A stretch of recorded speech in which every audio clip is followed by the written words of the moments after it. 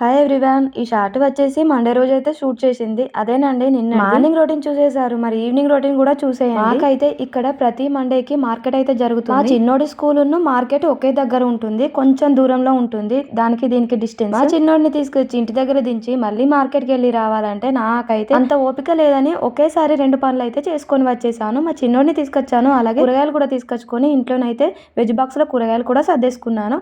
నా కంటికైతే టమాటాలు అయితే ఎక్కువ కనిపించేసాయి. అదేనండి 2 కేజీలు అయితే తీసుకొచ్చాను. ఎగ్స్ తినక చాలా రోజులు అవుతుందని ఇక్కడ టమాటా ఎగ్ కర్రీ అయితే ప్రిపేర్ చేస్తుంది. మండే రోజు అయితే నాకైతే పెద్ద పనే అనిపిస్తుంది ఈవినింగ్ టైంలో. ఎందుకంటే ఆ రోజే మార్కెట్, ఇంకా ఈవినింగ్ టైంలోనే పిల్లల్ని తీసుకురావాలి. ఈవినింగ్ టైంలోనైతే రైస్ కర్రీ 2 వండేసేయాలి, పిల్లల బాక్సులు అయితే తోమేసుకోవాలి. ఇంకా ఇవన్నీ చేసిన తర్వాత అన్ని మిగిలినవి ఉంటే అంట్లయితే ఏమైనా ఉంటే అవి తోమేసుకోవాలి. రోజు ఉండే పనే, కాకపోతే మార్కెట్ ఉన్న రోజు వెజిటేబుల్స్ సర్దుకోవడమే ఒక పెద్ద పని అయిపోతుంది.